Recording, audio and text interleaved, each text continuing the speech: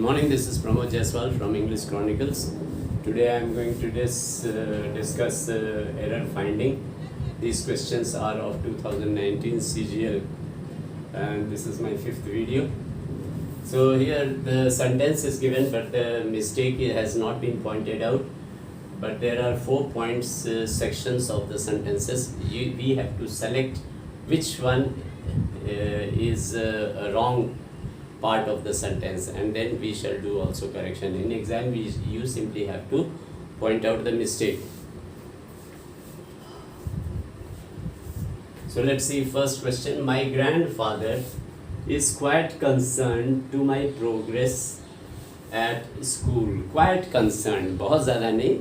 So grandfather is concerned to my progress. My grandfather, इसमें तो कोई mistake नहीं है. हाँ,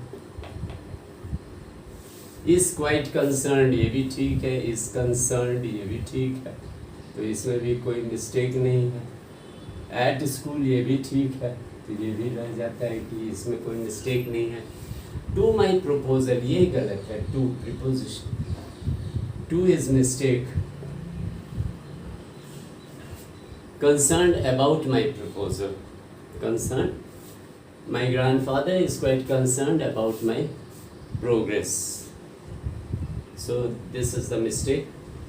It's not very tough if your flair is okay and you have little bit knowledge of grammar. It's very easy to score. Let's take up the next question. ये थोड़ा सा tough है, इसमें ग्रामर थोड़ा tough है, rule जानना ज़रूरी है. ये conjunction no sooner dot than, ये, और इसमें भी कंडीशन होता है कि नो सूनर हैड स्टार्टेड, ये होता है. Had Kavya started, no sooner had Kavya started than, than लगता है THAN. दैन सोचोगे भाई कौन सा इंग्लिश है, दैन तो होता नहीं है, कंपैरिजन में होता है, लेकिन यही होता है. तो no sooner had Kavya started her online class that the web connection was lost. अब आइए देखते हैं, वॉज लॉस्ट ठीक है, दिस पार्ट इज ठीक, तो ये नहीं होगा. दैट द वेब कनेक्शन, इसी में है मिस्टेक. हाँ, नो सूनर हैड काव्या, ये भी ठीक है, तो इसमें तो नहीं होगा. हैड स्टार्टेड, ये भी ठीक है, तो इसमें भी नहीं होगा. तो कहने का मतलब यहाँ पे मिस्टेक है ये दैट कंजंक्शन. तो इसका कंस्ट्रक्शन होता है no sooner had Kavya started than, but नहीं होता है, बट तो दैट नहीं होता है. Than the web connection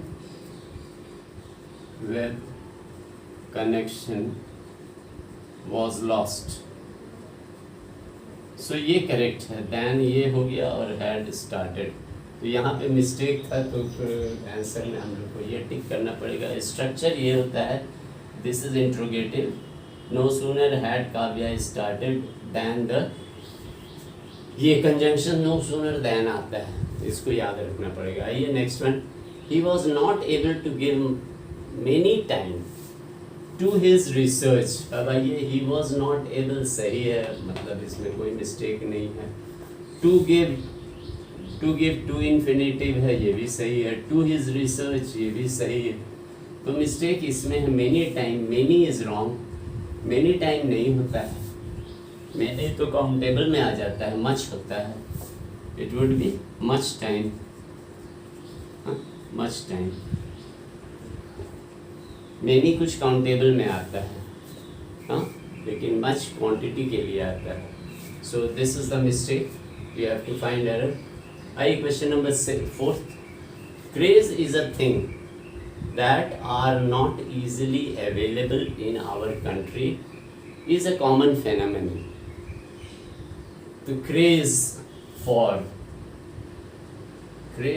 a thing, craze for a thing that are not easily, अच्छा craze for a thing है,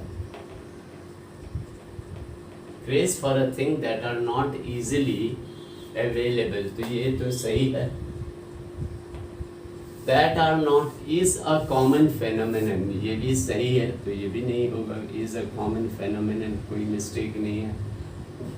available in our country, available in our country, ये भी सही है, तो ये मिस्टेक नहीं हो सकता है। तो मिस्टेक कहाँ है? आर में है। क्यों? कि दैट किसके लिए है? क्रेज के लिए है, और क्रेज सिंगुलर है, तो सिंगुलर के लिए आर नहीं होगा। हाँ, सिंगुलर के लिए आर होगा नहीं होगा। Thing that is not easily, ये जो वर्ब है वो प्रोनाउन को ये करता है, तो प्रोनाउन इसको डिनोट कर रहा है, क्रेज को, तो craze is singular, that's why this is the mistake are. So this is, you have to tick mark in this one. आइए क्वेश्चन नंबर 5 करते हैं। तो before take this medicine you should, यहीं पे मिस्टेक पढ़ने में ही लग रहा है, यू शुड कंसल्ट, तो before take consult a doctor, ये सही है। दिस मेडिसिन, ये भी सही है। यू शुड कंसल्ट, ये भी सही है। तो मतलब मिस्टेक टेक में है। तो बिफोर प्रीपोजिशन है, तो रूल होता है प्रीपोजिशन के बाद V4 आता है। V4 मतलब ING, तो बिफोर टेक नहीं होगा, बिफोर टेकिंग होगा। Before taking this medicine,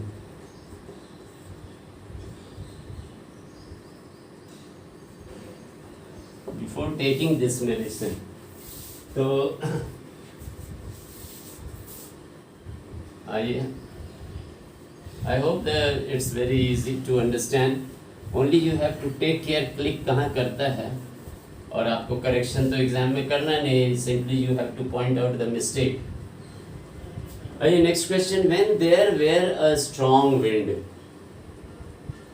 the pine trees made sad eerie sound, eerie माने भयानक, तो there were the pine trees made, ये सही है, मतलब कोई मिस्टेक नहीं है। अ स्ट्रॉन्ग विंड भी सही है, कोई दिक्कत नहीं है। सैड एरी साउंड, ये भी सही है, तो इसी में मिस्टेक है। द व्हेन देयर वेयर में मिस्टेक है।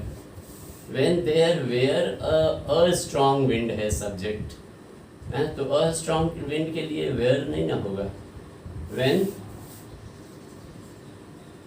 There was a strong wind,